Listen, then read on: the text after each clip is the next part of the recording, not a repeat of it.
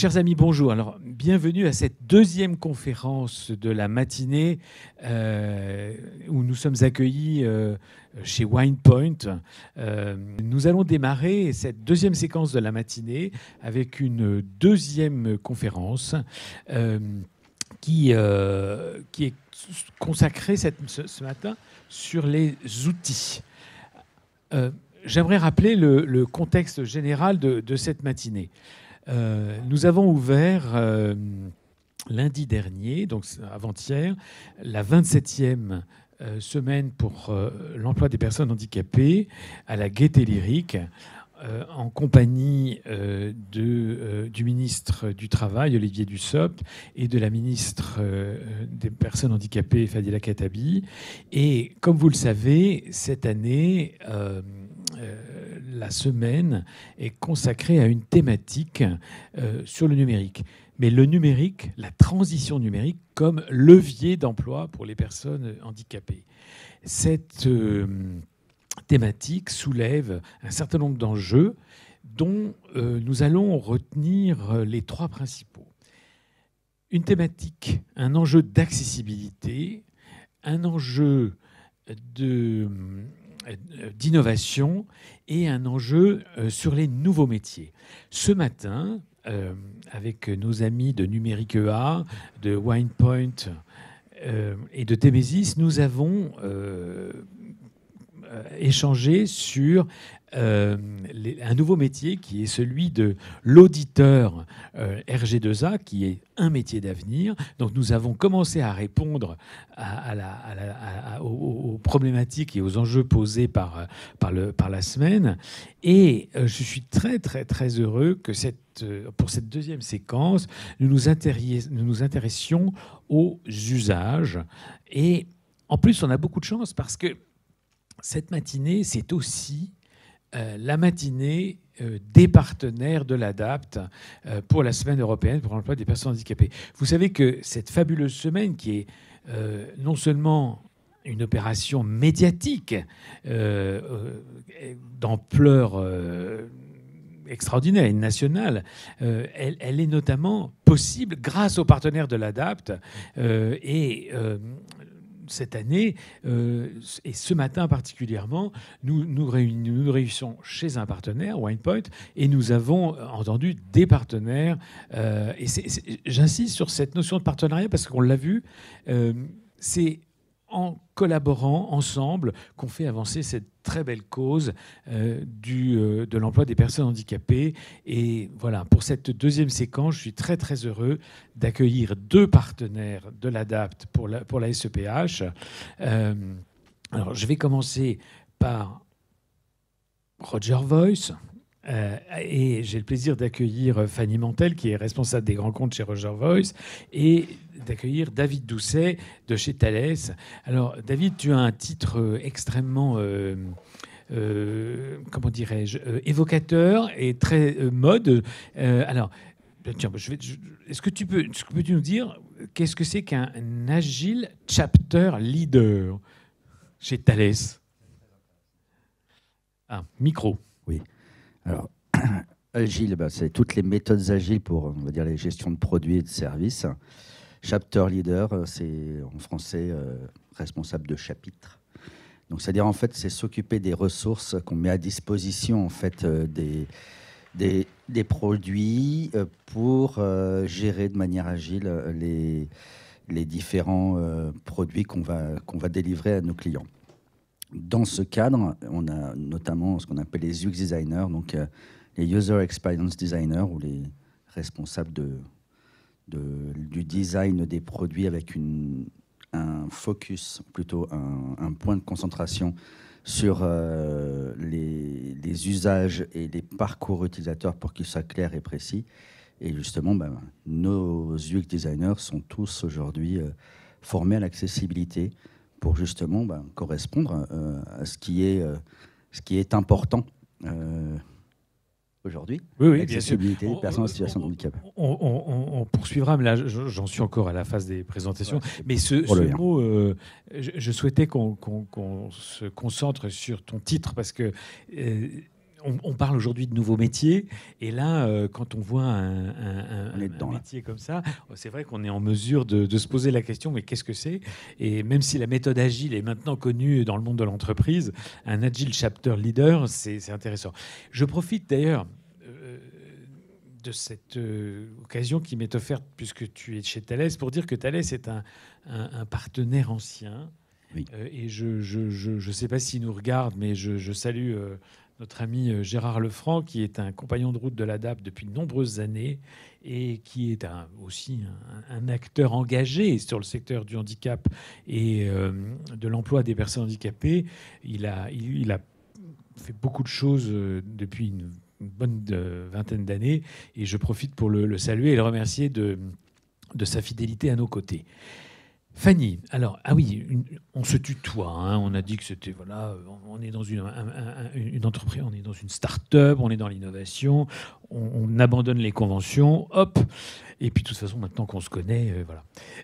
Alors, Fanny Mantel, tu es responsable grand compte chez Roger Voice. Alors aussi, Roger Voice, c'est aussi un partenaire de l'ADAP pour la SEPH, moi, je connaissais bien Eva, je connais toujours. Et c'était un vrai plaisir qu'elle soit à nos côtés l'année dernière dans nos réunions. Et est-ce que tu peux nous dire, avant toute chose, ce que vous faites chez Roger Voice? C'est très important pour ce qui va être dit ce matin. Qu'est-ce que vous faites chez Roger Voice? Alors, nous, on va relever un pari qui semble un petit peu fou. C'est de proposer, de permettre aux personnes sourdes de téléphoner, tout simplement. Voilà. Donc, nous sommes là, on démarre direct dans les usages. Voilà. Et est-ce qu'on c'est de la compensation? On peut appeler ça comme ça? Ça dépend où se situe le regard. Ça dépend d'où on regarde. C'est soit de la compensation, soit un outil, soit au contraire un vecteur d'intégration très important. Voilà. Ah, voilà, ça c'est bien. Alors, Thales, Roger Voice. Cher David, comme je le disais, Thales est très engagé depuis très très très longtemps. On sait même qu'il y a un département éthique chez vous et que l'accueil de la différence est constitutif de votre ADN.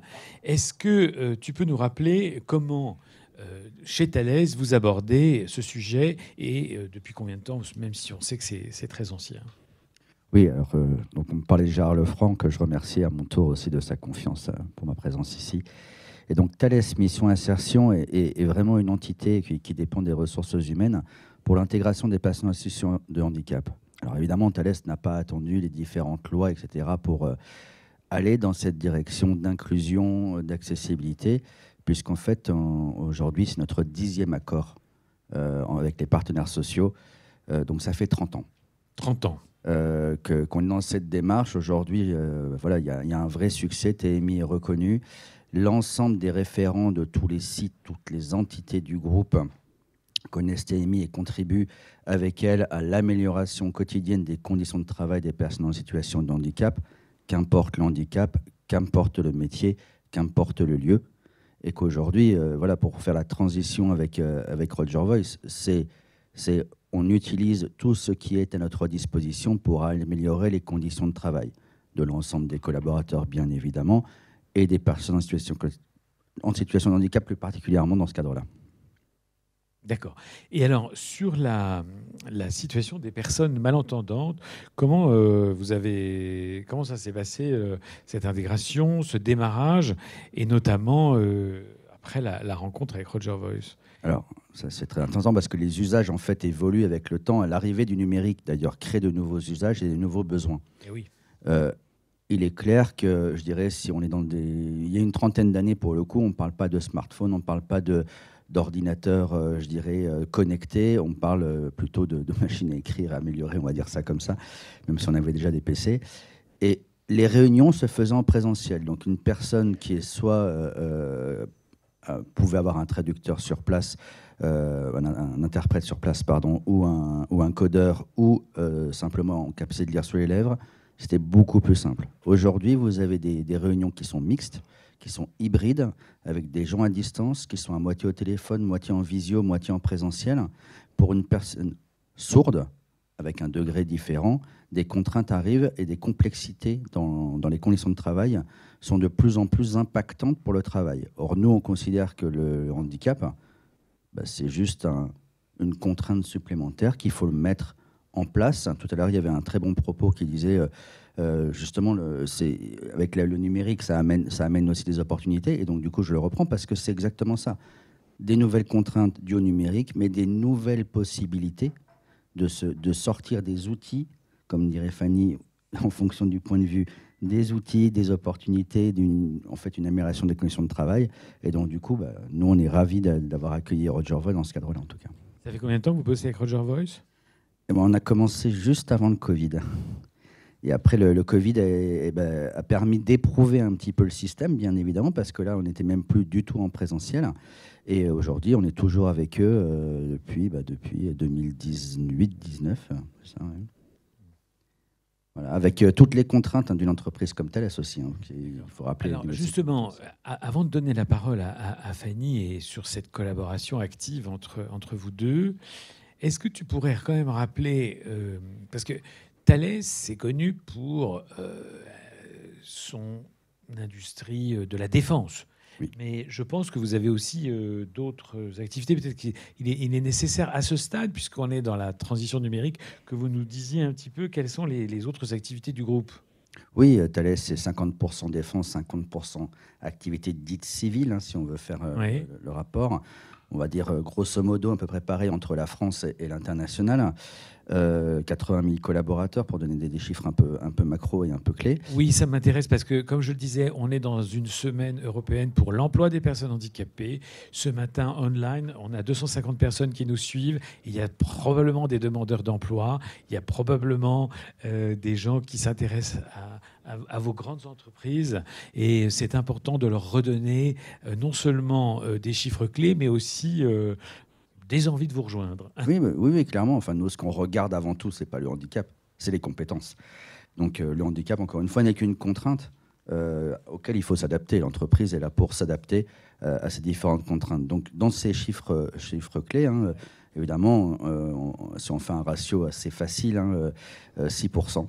Voilà, on va dire que c'est un peu ce qui est demandé par la loi, mais c'est aussi le pourcentage moyen qu'on atteint chez nous, un petit peu en dessous. Oui, vous êtes assez exemplaire. Oui, on est plutôt pas mal. Ouais. Moi, en tout cas, j'en suis très fier en tout cas d'être dans une entreprise très inclusive. Déjà, en termes de stratégie, en fait, n'oublions pas que le RSE, tout le monde en parle, etc. Thales est très impliqué. Le RSE est dans les objectifs de chaque collaborateur. Donc, ça veut dire qu'on est tous incentive, on est tous vraiment impliqués pour que le RSE ne soit pas juste 3 lettres, que ce soit au quotidien qu'on pense à ce qu'on fait, que ce soit en termes d'environnement, que ce soit en termes de société ou en termes d'économie. Oui. Donc ça, c'est très important. Je crois savoir en plus que la RSE chez vous, c'est même RSSE, c'est social et sociétal, si je me souviens. Exactement. Ouais, c'est ça. Pardonnez-moi, pardon, poursuis. Et donc du coup, on a quand même un nombre assez important de personnes en situation handicap de tout type. On parle aussi de talent d'employabilité au sein de l'entreprise. Une personne qui est heureuse d'être dans l'entreprise vieillit dans l'entreprise.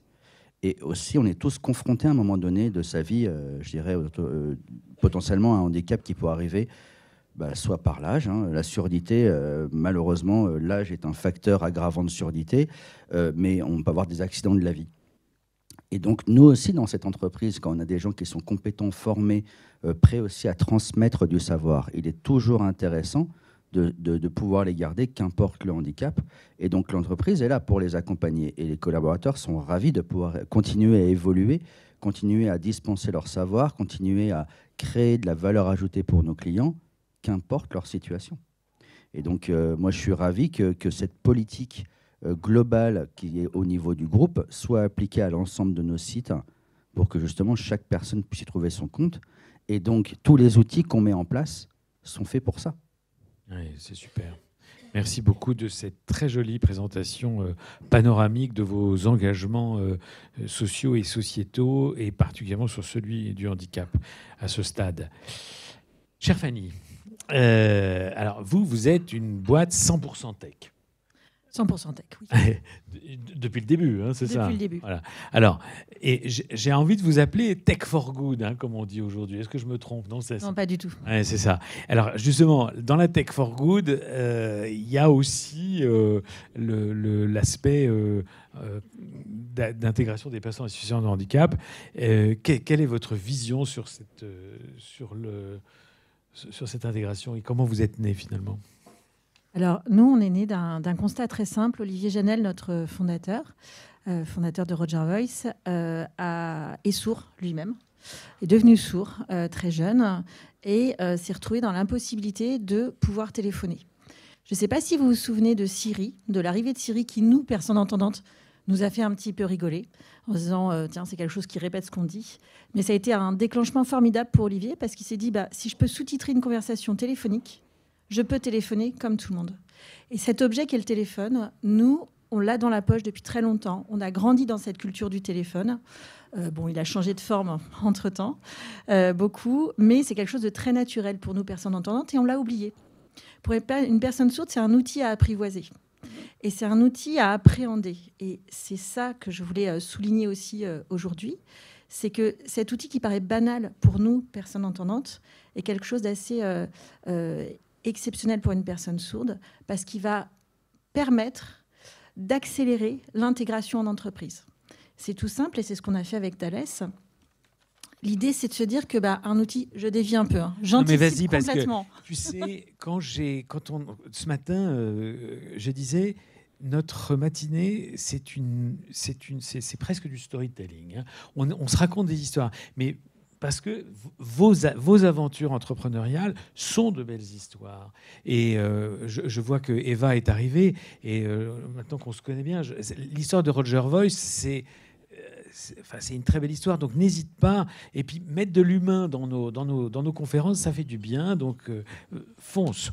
Je fonce. Et je vais poser aussi un chiffre qui est très important. C'est que la surdité, tout type de surdité confondu et tout âge confondu, c'est 10% de la population française. Donc, c'est 1 personne sur 10.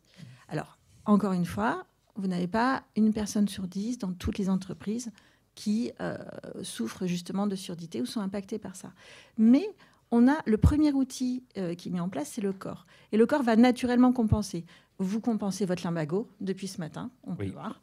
Voilà, sans rien dire. Et cette compensation, elle est très importante, mais elle peut aussi masquer le besoin d'un outil externe. Et cet outil externe, nous, Roger Voice, c'est ce qu'on a développé, c'est cette téléphonie qui va permettre à des personnes sourdes et malentendantes de pouvoir téléphoner en entreprise.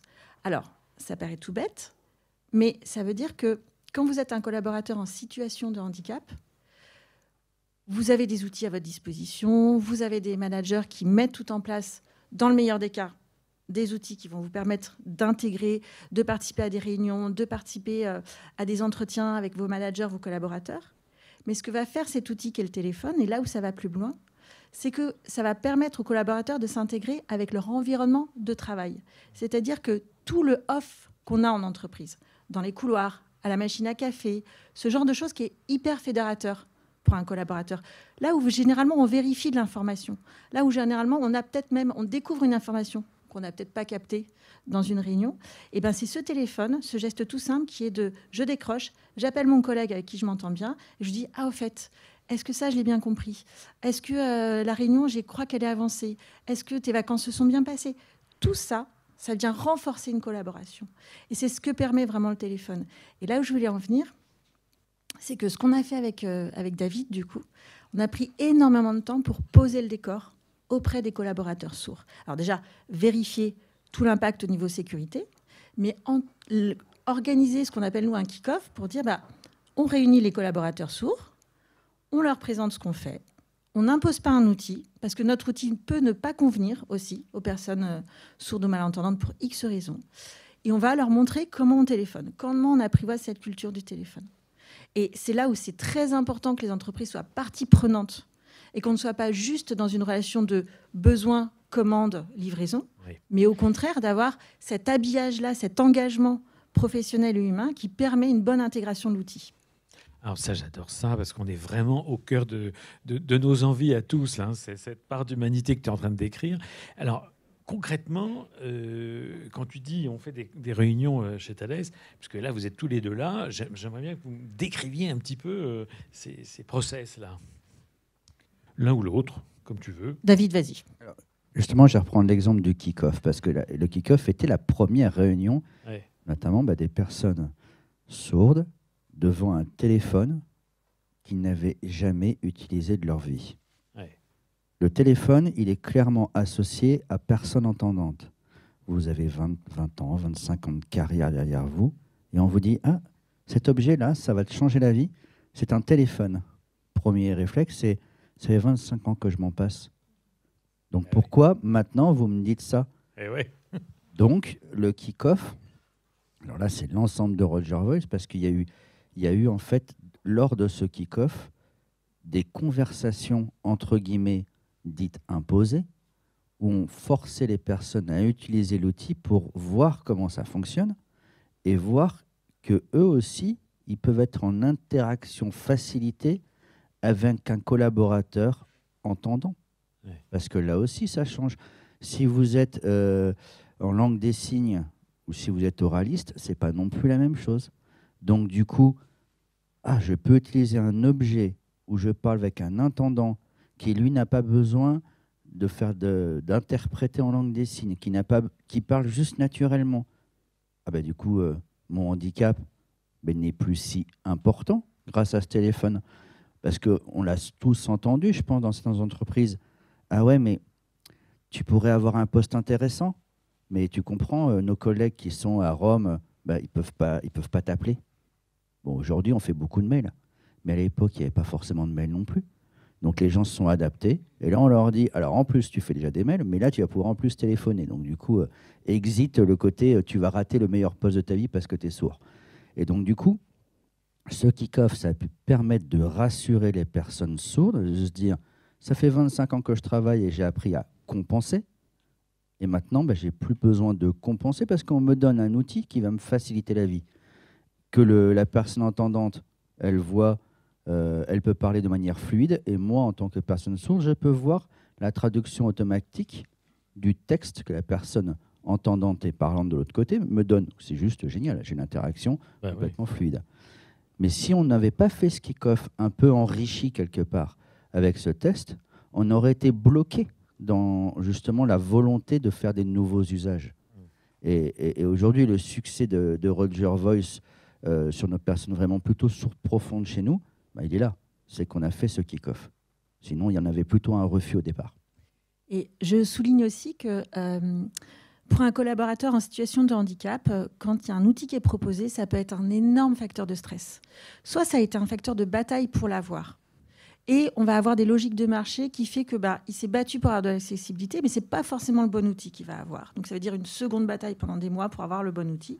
Soit au contraire, on va peut-être lui proposer un outil, c'est ce que tu disais David, en disant moi ça fait 25 ans que je fais 100, peut-être qu'avec ce nouvel outil on va m'en demander encore plus, je ne suis pas sûre de bien l'appréhender, je ne suis pas sûre de bien le comprendre.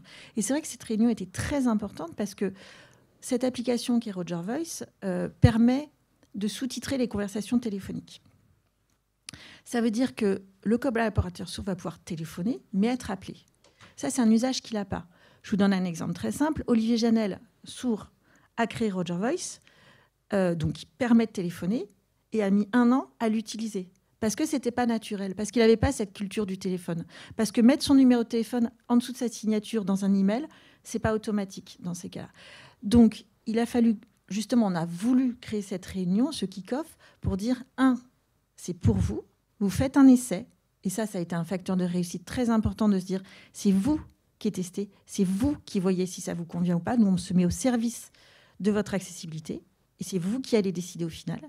Et deuxièmement, on va vous accompagner aussi dans les premiers pas. Passez d'abord des appels avec une personne entendante que vous appréciez. Passez des appels de plus en plus importants. Mettez votre numéro de téléphone dans la signature mail, etc., etc. Donc tous ces petits tips un petit peu qu'on a pu porter de chaque côté, David et moi, et surtout de pouvoir rassurer les personnes sourdes en leur disant c'est un téléphone, ça peut ne pas convenir. Mais, et c'est là où aussi on a beaucoup porté cette parole-là, le handicap, la levée du handicap en tout cas, doit se faire du côté des personnes sourdes, mais aussi des personnes entendantes. Donc ça a été un vrai enjeu aussi en interne pour l'équipe de David, de dire on accompagne les collaborateurs entendants à téléphoner à une personne sourde. Quand vous téléphonez à une personne sourde, il y a un silence. Il y a un silence parce qu'elle est en train de lire la transcription. Nous, les personnes entendantes, on n'aime pas du tout les silences. Mais vraiment pas. Donc il a fallu aussi un petit peu anticiper tout ça en se disant mais ne comblez pas les silences, sinon la personne ne va pas arrêter de lire et ne va jamais vous répondre. Et laissez-vous aussi porter par cette intelligence qu'on a tous et toutes à l'intérieur de se dire je vais aller vers quelqu'un. Et il faut aussi dépasser dans sa tête l'outil en se disant j'appelle quelqu'un. Voilà. Et je ne me focalise pas sur est-ce que j'ai bien pris en main l'outil. Je téléphone à mon collaborateur qui n'est plus sourd dans ces cas-là, qui est mon collaborateur en tant que tel. Donc ça a été un travail très important entre Thales et Roger Voice, de vraiment accompagner les équipes, déconstruire un petit peu les stéréotypes et puis un petit peu les craintes aussi de mal faire pour pouvoir avoir justement ce succès, parce que maintenant on est à une dizaine de collaborateurs sourds chez Thales qui utilisent quotidiennement Roger Voice sur la poste de travail. Et ce qui couvre cette réunion, j'ai envie de dire, d'intelligence réelle que vous avez eue ensemble, est-ce que c'est un modèle que vous avez créé et que Roger Voice reproduit maintenant avec ses autres clients, ou c'est juste une affaire entre vous ? Alors non, c'est pas juste une affaire entre nous. Disons que c'est venu spontanément des deux côtés, entre David et moi. À force de beaucoup se parler, parce que Thales reste une grande entreprise, il y a beaucoup d'interlocuteurs, on repart souvent à zéro, on fait avancer en interne chez Thales beaucoup de choses, et David a été un allié très précieux dans ces cas-là. Et c'est en se confrontant justement à cette multitude d'interlocuteurs qu'on a eu l'idée de se dire lançons un kick-off pour vraiment éprouver la solution, mettre les personnes en situation de handicap dans des conditions réelles d'appel, les détendre par rapport à ça aussi, les rassurer. Et donc, moi, personnellement, David, je te l'avoue, je reproduis ce modèle-là maintenant avec d'autres entreprises. Je me disais bien. Et tu as été le premier. Et j'espère que ça sera plus rapide, parce que quand même, l'intégration de Roger Voice et Thales, donc, comme disait Fanny, ça a été un petit peu long. Évidemment, parce qu'on est une entreprise dite de défense. Vous utilisez un logiciel sur un téléphone. Comment peut-on garantir la sécurité des propos qui sont échangés via un téléphone ? Alors évidemment, il y a toute la création du processus d'utilisation interne de ce type d'outil. Et ça prend du temps. Demander aux équipes experts de la sécurité si on est capable de hacker ce téléphone. Demander aux équipes RH est-ce que c'est bien en conformité, etc. Il y a plein de choses à voir. Coup de chance, ou plutôt coup de travail, on va le dire, de la part de Roger Voice. Ils ont été hyper disponibles pour donner beaucoup d'éléments techniques aux équipes pour lever les différents doutes. Et je dirais encore une fois, vu que Thales, tout ce qui est handicap est dans l'ADN, etc., donc on a été aussi porté beaucoup par les équipes RH et les référents handicap pour se dire, OK, on va vous accompagner, parce qu'il faut trouver les pilotes, il faut trouver les personnes sourdes profondes.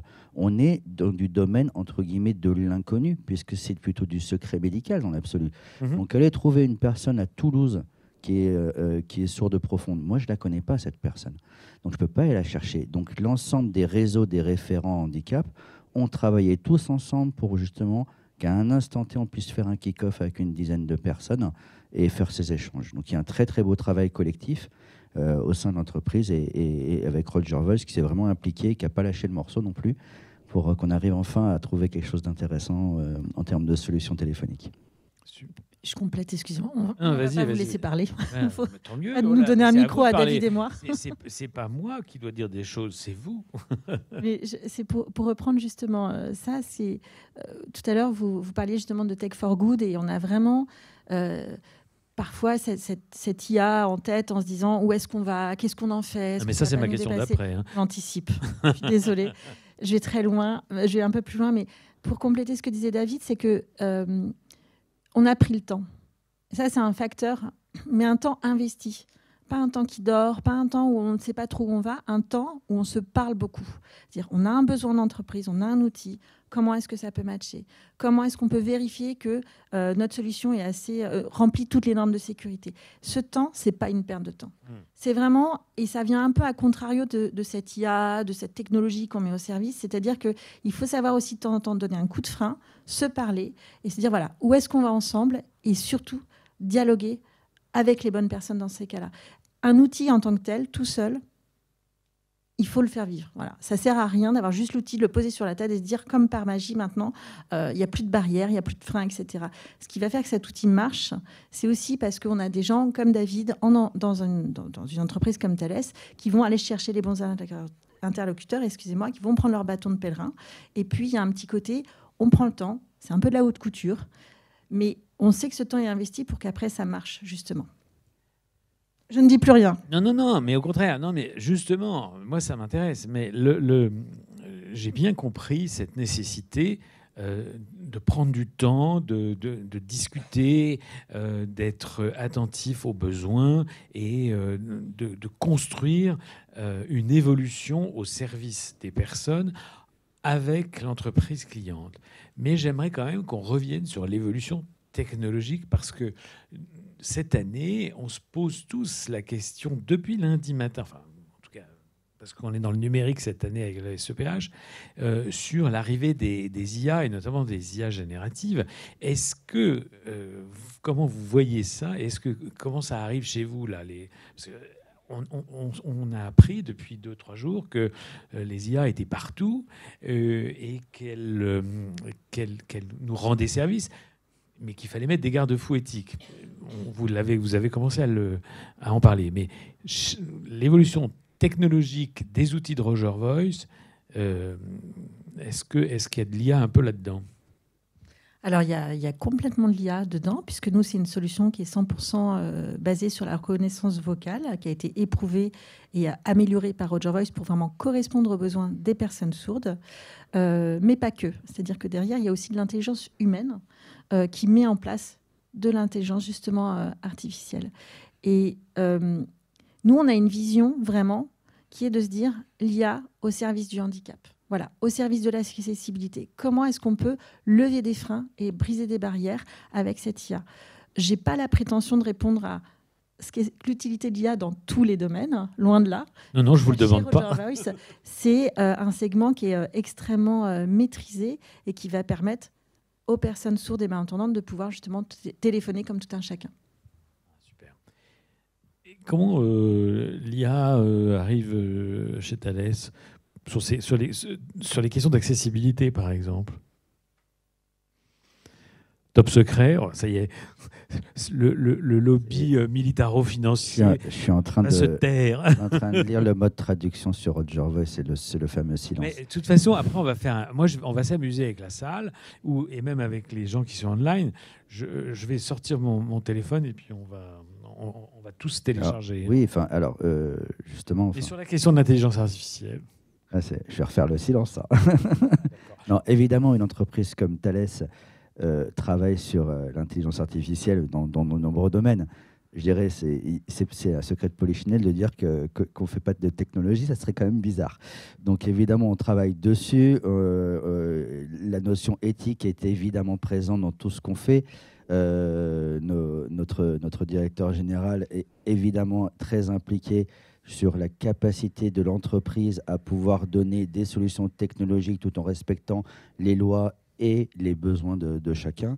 Donc, il n'y a pas de souci là-dessus. Après, en termes d'accessibilité...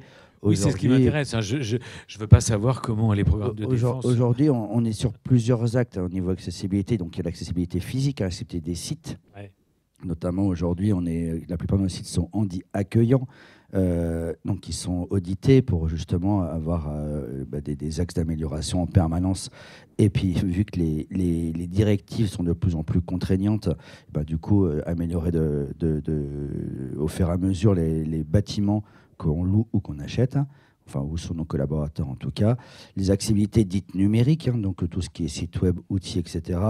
J'en discutais tout à l'heure, juste avant cette réunion, et je disais, aujourd'hui, nous, on utilise beaucoup d'outils du marché aussi qui ont été bien conçus. Et donc, Roger Voice lui-même est bien conçu dans ce respect des normes. Donc, nous, ça nous permet de retirer un poids d'accessibilité, je dirais, parce qu'elle est déjà intrinsèque dans le produit. Et puis, dans nos développements, ce que je parlais en introduction tout à l'heure, dans mon métier d'agiliste, les UX designers sont formés, sont impliqués dans les produits pour dire voilà la bonne pratique à respecter, voilà la contrainte qu'on doit ajouter dans du développement, etc., pour pouvoir avoir des produits dits accessibles. Et je vais rajouter pour moi le premier point, qui est donc du coup le dernier point de mes propos, c'est quand vous rentrez dans l'entreprise, c'est accueillir un candidat. Oui. C'est aujourd'hui l'ensemble des processus d'accueil de ce qu'on appelle le talent acquisition. L'ensemble des RH sont sensibilisés à l'accueil d'une personne en situation de handicap. Donc voilà, il y a des questions à ne pas poser parce qu'elles ne sont pas légales. Il y a des questions à ne pas poser parce que éthiquement ou moralement, ça peut être impactant sur la personne. Mais bien évidemment, il faut pouvoir répondre à des besoins. Donc on est sur qu'est-ce qu'il vous faudrait pour que cet entretien se passe bien, sans parler forcément spécifiquement du handicap ou du handicap de la personne, mais ça correspond à tous les collaborateurs. Cette phrase correspond, aujourd'hui vous avez un lumbago, demain vous n'en avez plus. Vous avez un accident de la vie, vous vous cassez le genou, vous arrivez avec des béquilles, demain vous n'y arrivez plus. Et puis il y a des personnes qui vont arriver avec des béquilles tous les jours. Et pour autant, lors de l'entretien, il peut y avoir des soucis.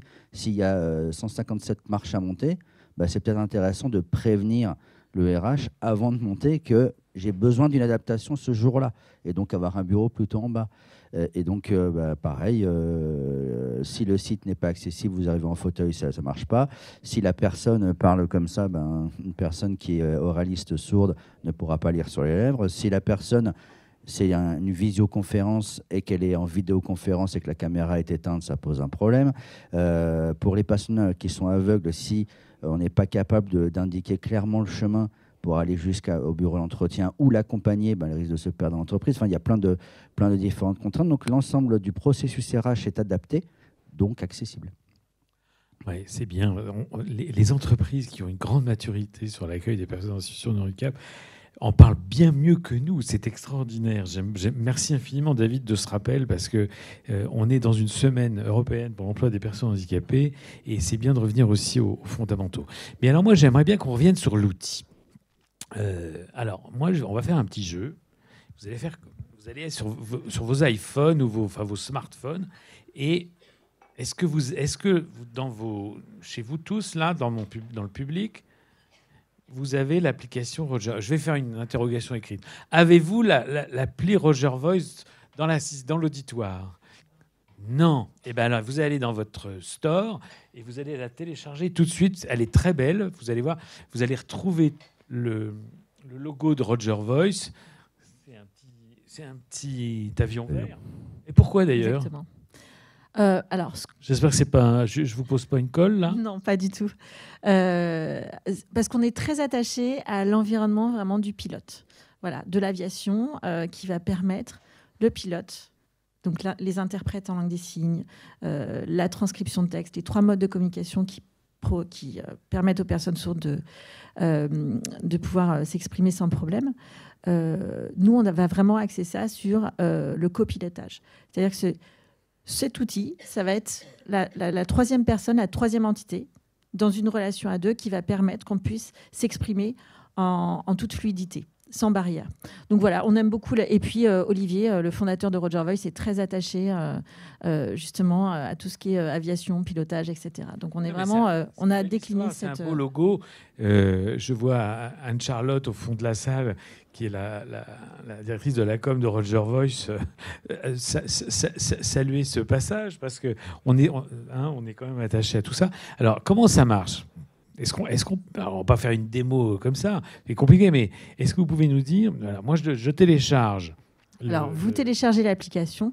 Il y a un petit fascicule qu'on vous a distribué sur chaque chaise. Oui, mais on a déjà online, là. Donc. Vous téléchargez l'application. Vous allez avoir un numéro de téléphone Roger Voice. Ça marche avec tous les opérateurs sauf Free. Voilà, c'est ça. Voilà, il faut. On rentre dans le vif du sujet. Ça marche avec tout le monde. Alors, je vous laisse pas poursuivre, mais il faut y aller bien par étapes, parce que moi, j'aimerais, en tout cas, que tout le monde puisse comprendre et faciliter la vie des gens.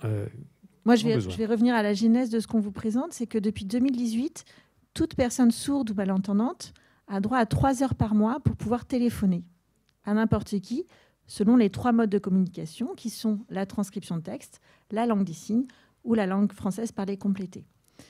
Le forfait avec lequel on travaille avec David, c'est ce qu'on appelle le forfait professionnel, qui est uniquement disponible en transcription de texte.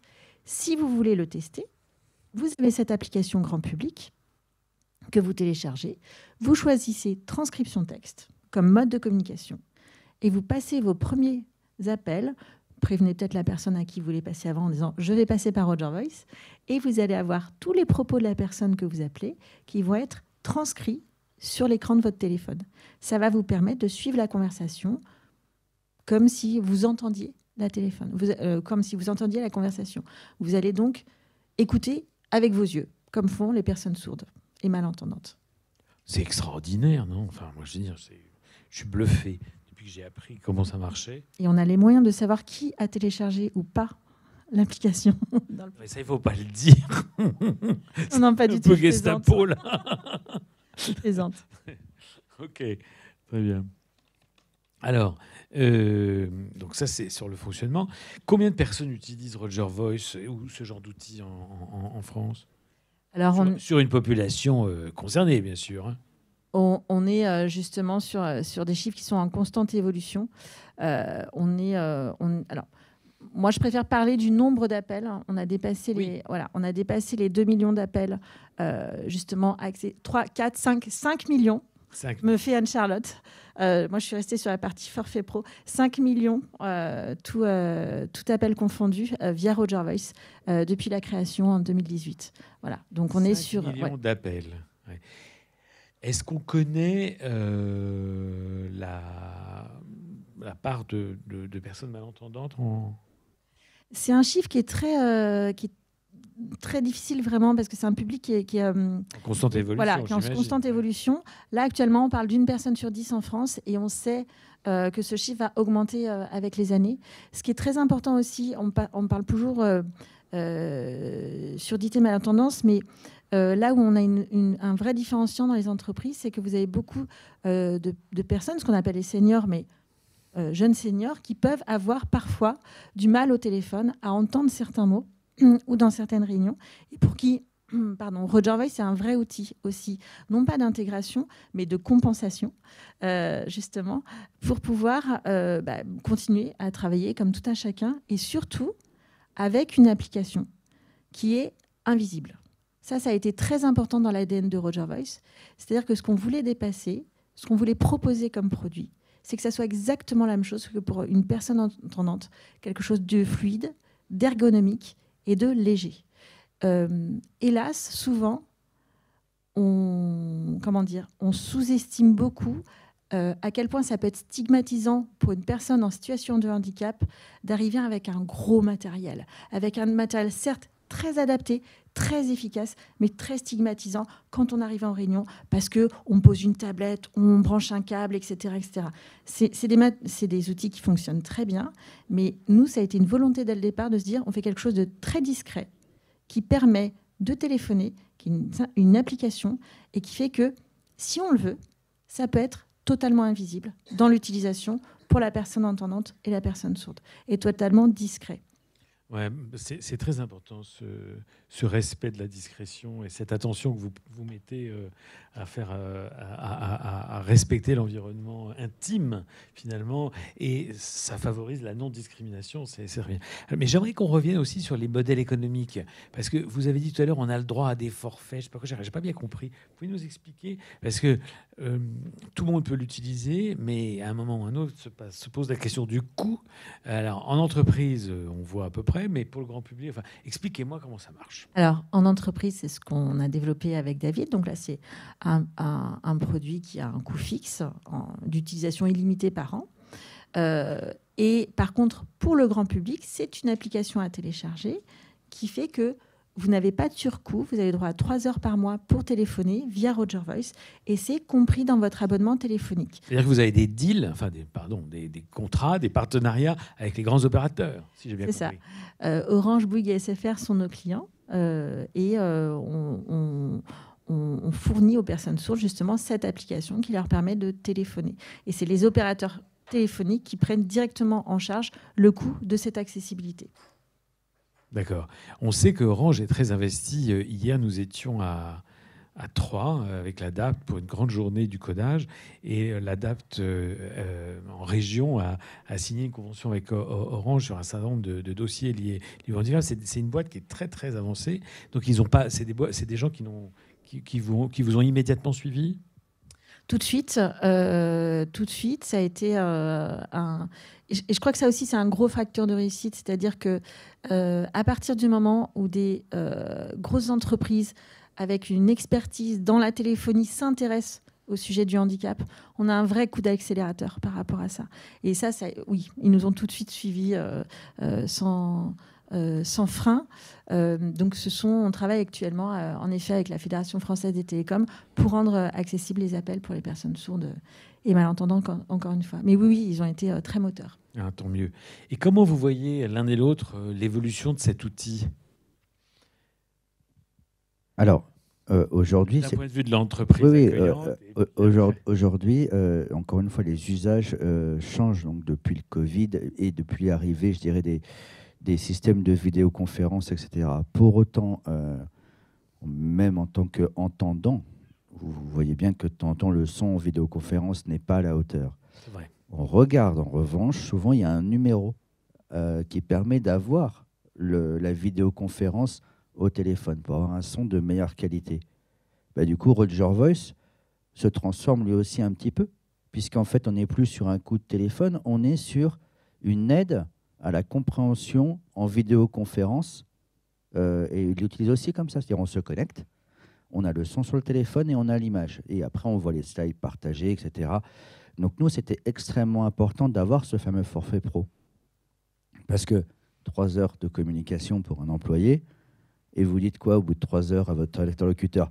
Désolé, je n'ai plus de forfait, nous continuerons notre réunion le mois prochain. Non, ça n'est pas possible. Le forfait professionnel, là aussi, le mot stigmatisé, c'est un mot que j'aime beaucoup parce que ce qui est pour moi le plus important, c'est éviter la stigmatisation des personnes en situation de handicap. Si au bout d'un certain temps, ça coupe automatiquement parce que vous ne mettez pas le forfait professionnel, ça fait genre, ah bah déjà qu'il est handicapé, celui-là, mais en plus, ça coupe. On a ce type de réflexion. Et donc, du coup, comment vous voulez faire grandir les gens, faire grandir les talents, les compétences, si systématiquement, dès que la personne s'implique, il y a un truc qui l'empêche d'avancer. Là, si la réunion dure 2 heures, si la conférence dure 2 heures, si le webinar dure 2 heures, il n'y a aucun problème. La personne, elle continue à avoir la vidéo, son Roger Voice pour le son. Parfois même, nous, pour des raisons assez pratiques, on peut avoir du sous-titre, mais il y a aussi une qualité de la transcription. La qualité de la transcription, essayez vous-même en tant qu'entendant de voir des sous-titres sur YouTube, sur Google Meet, sur Zoom, etc. La qualité peut être relativement différente. Pour autant, Roger Voice a un niveau de qualité aussi qui est important. Les personnes en situation de handicap, quand elles lisent le texte, il faut qu'elles puissent comprendre l'intégralité des mots qui sont inscrits. Si un mot sur 2 est faux, je vous garantis que l'idée qui doit être transmise n'est pas bonne. Or, la qualité de la traduction de Roger Voice, c'est quand même un niveau assez important. On avait fait justement chez Roger Voice ce qu'on voit tout en haut, un peu la vélotypie. Il y a ça lors d'une conférence. Toute la soirée, il y avait le texte. Le nombre d'erreurs est quand même très limité. Et donc, du coup, le message qu'on doit transmettre est propre. Donc, il est compris. C'est peut-être le plus important, d'ailleurs. Transmission du message. Un mot sur l'évolution. Et sur l'évolution, justement, c'est ce que tu viens de dire, David, c'est que nous, on est un opérateur téléphonique et notre produit n'est pas destiné à appeler des ponts téléphoniques pour participer à des réunions.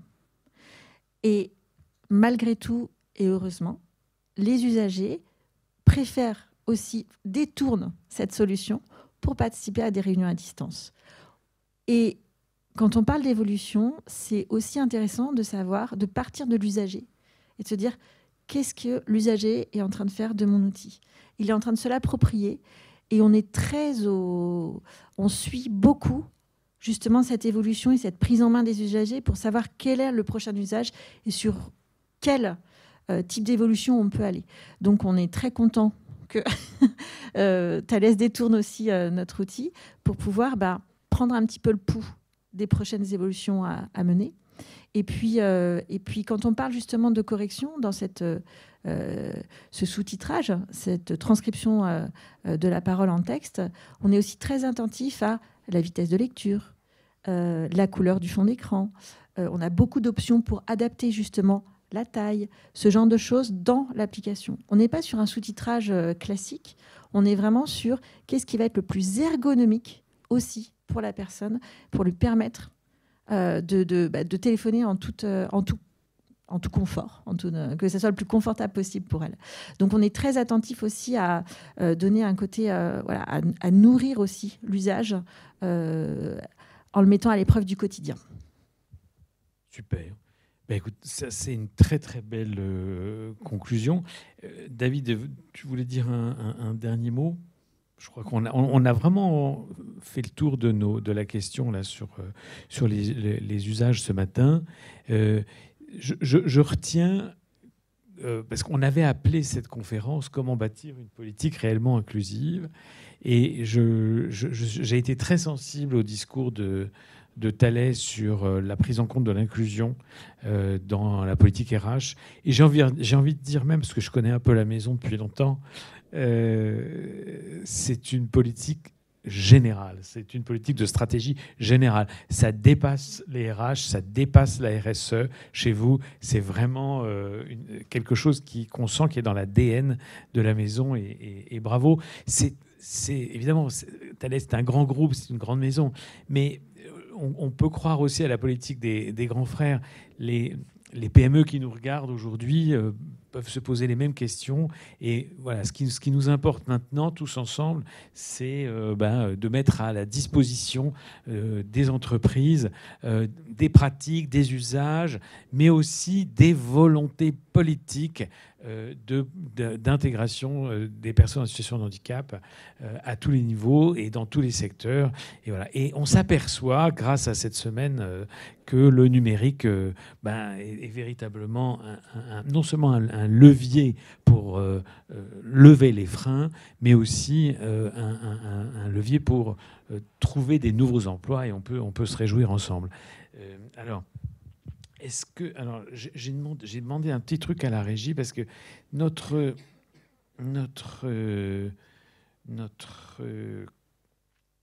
conférence s'achève, mais je voulais éventuellement... Alors, est-ce qu'il y a des questions dans la salle avant que je conclue définitivement cette matinée ?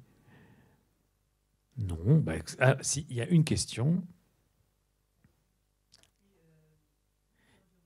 Est-ce qu'on peut donner un micro au monsieur ? Il y en a là. Merci. Oui. Oui, bonjour à tous. Je voulais savoir si... je sais qu'il y a plusieurs solutions, comme de Roger Voice, donc je voulais savoir qu'est-ce qui vous distinguait des autres solutions de communication pour les sourds et malentendants. Est-ce que online, on a bien entendu la question ? Je vois Stéphanie. Elle a été bien entendue, la question ? Super, merci. Donc je la reformule, je la répète. Qu'est-ce qui différencie Roger Voice des autres solutions ? Alors, le champ est vaste, parce qu'en effet, il y a beaucoup de solutions. Mais nous, on est vraiment concentrés sur le segment de la téléphonie, voilà, pour les personnes sourdes et malentendantes. Donc, on est vraiment sur ce segment qui fait de nous un opérateur téléphonique à 100%. Vous avez d'autres fournisseurs qui vont plutôt être sur du présentiel, une activité en présentiel, d'avoir des réunions, par exemple, avec des interprètes en langue des signes. Ou au contraire, vous allez avoir d'autres fournisseurs qui vont être sur de la réunion à distance. Nous, on est vraiment opérateur téléphonique à 100%. Je ne sais pas si je réponds à votre question. Eh bien, très bien. Ben, écoutez, je vous remercie infiniment. J'aimerais, avant de terminer, remercier nos traducteurs en langue des signes qui nous accompagnent depuis ce matin. Je suis désolé de ne pas l'avoir fait plus tôt, mais je pense qu'ils méritent nos applaudissements. Merci beaucoup. Alors, j'ai peut-être une petite surprise à vous offrir, parce que ces échanges m'ont évoqué la campagne officielle de la SEPH qui a été produite avec l'ADAPT par son partenaire BETC. BETC, c'est une grande agence de com du groupe Vivendi. Et cette année, je ne sais pas si vous, les uns et les autres, vous avez pu la voir, mais elle correspond exactement à tout ce qu'on se dit en termes d'emploi, en termes d'utilisation de l'intelligence artificielle, en termes de transcription, en termes d'usage, en termes de pratique. Et si on revient sur notre sujet, en termes d'évolution, on a vu, est-ce que vous auriez la gentillesse l'un et l'autre de me décrire un monde idéal au regard des solutions que vous proposez? En 2 minutes. En 1 minute. Un monde idéal, nous ne sommes plus dans cette configuration-là. Nous ne sommes plus sur scène. Nous ne sommes plus en train d'évangéliser. Nous sommes sur un monde où il y a une équité, et non pas une égalité. Il y a une équité de moyens, d'outils, d'accessibilité. Et l'accessibilité n'a plus besoin de coups de projecteur. Voilà. Même si je vous remercie pour cette invitation, mais j'aimerais qu'on disparaisse. Ben, évidemment, on en est tous là le jour où on sera tous égaux, malgré nos différences. On n'aura plus besoin de faire de SEPH. David ? Oui, je partage complètement le point de vue de Fanny et je pense que c'est un point de vue partageable facilement. Ici, oui, je pense oui, moi, le monde idéal, c'est qu'on a des avancées technologiques. Alors, on disait tech for good, mais pour le bien des gens. Pour moi, le monde idéal, c'est qu'importe le handicap, dès lors qu'on a potentiellement une technologie qui pourrait le rendre transparent, des gens qui sont en fauteuil roulant avec des exosquelettes, par exemple, qui pourraient de nouveau marcher, peut-être des greffes de cornée pour les personnes qui sont aveugles, peut-être changer, mettre des implants technologiques directs dans l'oreille pour que ce soit beaucoup plus discret et qu'une personne aujourd'hui qui est sourde profonde, au d'avoir un implant cochléaire, des choses plus discrètes et plus efficaces. Donc on sent bien qu'il y a une technologie qui permet aujourd'hui d'améliorer les conditions de travail, mais les rendre plus équitables, et donc du coup que le handicap ne soit juste plus un sujet. Ça serait juste parfait. C'est le monde idéal, mais on n'y est pas encore.